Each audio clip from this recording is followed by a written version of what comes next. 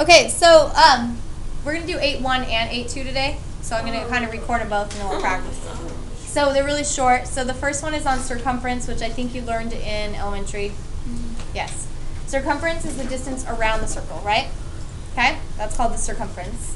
The diameter is across the center of the circle. Remember this? And then the radius would be the distance from the center to any point. So the radius is half. You guys remember that? Who remembers circles last year? Okay. So circumference is around. Diameter is the whole length across the center, and radius is half. Okay? I don't really think that we have to spend a ton of time reviewing those terms, but here's a picture for you if you need a picture. Okay? So the circumference goes around. You're really good at drawing circles. The diameter, yeah, I'm good at circles, huh? After all these years of math, like 14 years. The diameter is all the way across, and the radius is half. Okay? If you want to get good at drawing circles, you become a math teacher too. All right. Now, we have some formulas for these things, right? Do you guys remember these formulas? I don't know how much of this you're getting in 6th grade math anymore with Common Core, but you should have received some of this knowledge.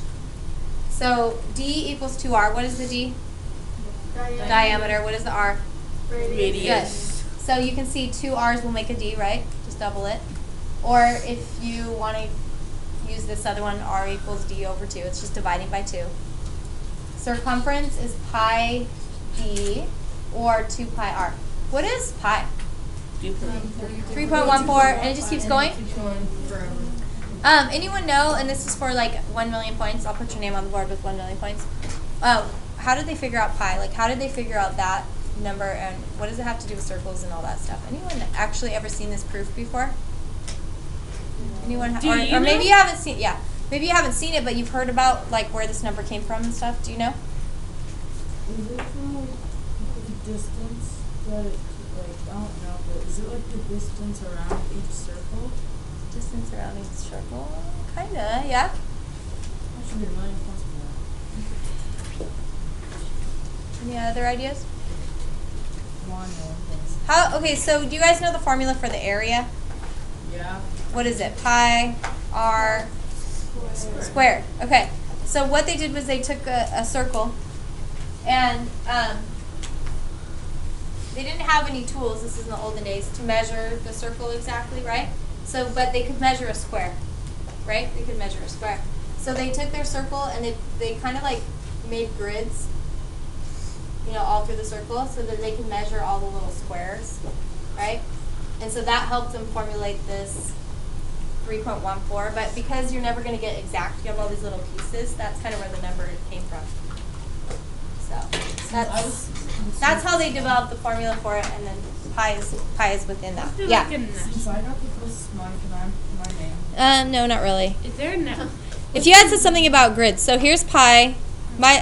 When I draw my pi, I just draw like a little tabletop. But if you want to do the little cute squiggly line, go Have you ahead. seen the movie Life of Pi? Yes, I own that. I love that. I like that movie. Okay. I have it. So here's the deal. In your book, it says you can use 3.14 when you're doing the calculations, or if you want to do fraction, 22 over 7 is pretty close. Now, the reason it says that in the book is because I think this chapter was designed where you could do this without a calculator. However, in real life, would you ever calculate pi without a calculator? No. And so what I'm going to allow you guys to do, and this is why I've been on you to get a calculator, right, all year, is when you get a calculator, not the ones I have, but a little bit better one, like mine's a $6 calculator, it actually has pi, right? So I don't have to go and type 3.14 or 22 over 7. I have the pi symbol. Do you guys see it right there? So if you use the pi symbol, you're going to get a very accurate calculation. Normally we'll round to the 10th. But if you type in 3.14, your number is always going to be a little bit smaller, right? It's smaller because you don't have all those extra digits that you're typing in. So it would be better to use a calculator with pi, or if you're doing the work at home, you know, like you can type it in the app, the MyScript app, or draw it. You guys know what I'm talking about? You can actually draw the pi symbol on the MyScript app. Has anyone played with that recently? Kind of like you don't always use it. You'll use it more in 8th grade, I think, but you can do that. So in your book, it'll say like use 22 over 7 or 3.14. But if you're using a calculator and you're pressing the pi button, I'm fine with that. If you don't have a calculator with the pi button, then use 3.14. If you're using 22 over 7, you're going to get really aggravated because it's a fraction. And I know fractions aggravate people, right? So it's there for you so you understand what they're saying in the book, but honestly, just use your calculator, okay? So here's an example of finding the circumference. So we're given the radius of 21 inches. And I want to find the circumference. So I just picked the formula that has the r in it, which is that one, c equals 2 pi r. You guys see it? And plug in 21 where the r is. So in your calculator, you can literally do 3 times the pi button times 21. That's all you have to do. What if you don't have a pi button? So then you would use 3.14. But it'll be a little less than ours, okay? So, so basically, I just kind of showed you the steps, but 2 times 21 is 42, right? And then times pi, and it's approximately 132 inches. Make sure you put the units on these. Okay. So it's pretty much like you're going to get close to that. In fact, I'll check my calculator and see, because this is the book answer, so let's see. 42 times pi. In my calculator, I get 131.9. And if I did 3.14, so if I did 42 times 3.14, I get 131.88. It's pretty close, right? So we just round it. If it says round to the 10th, then you would round to the 10th, but 132 is close enough. Do you know that squiggly line what that means? About? Approximately about, yeah. Okay. Any questions on circumference? Raise your hand if you remember doing circumference some point in elementary. So, it should be pretty easy. Okay? The next set of notes is circles. Oh, you weren't done with that? No. Go back? Were you almost done? Yeah. Okay. Sorry. So after circumference, we're going to look at the area of the circles, which you did that too, I'm pretty sure. You got it now? Okay. So area of a circle, you guys already said is pi r squared, didn't you? I heard someone say that. So pi r squared.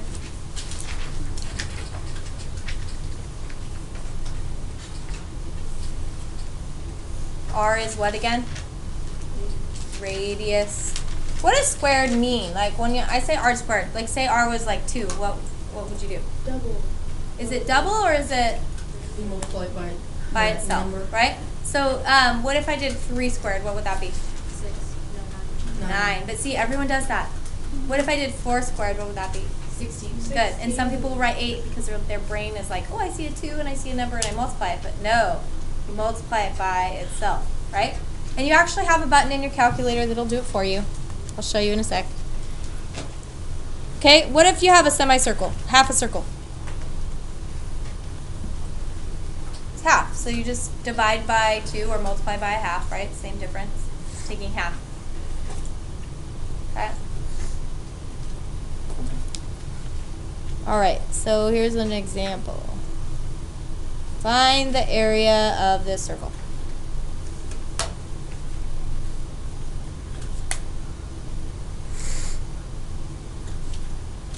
So what's 2 squared? 4, and we have to multiply that by pi, right?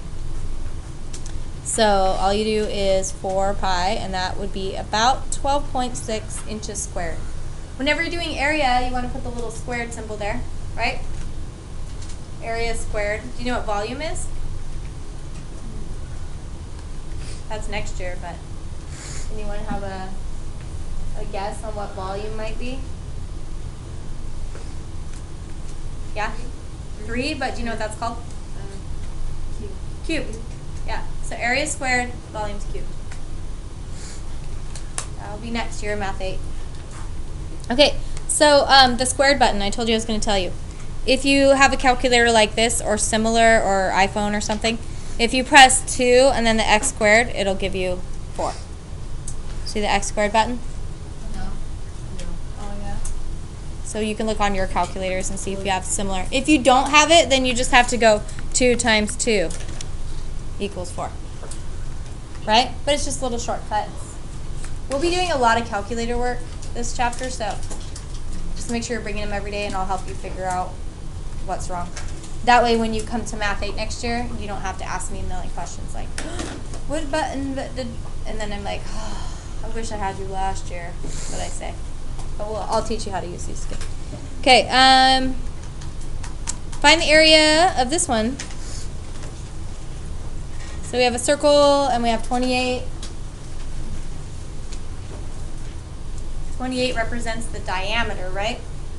Whenever you have a line going all the way across in a number, it's going to mean the diameter. So why did I put 14? Cut it in half. The radius is half the diameter. That's another common error people make.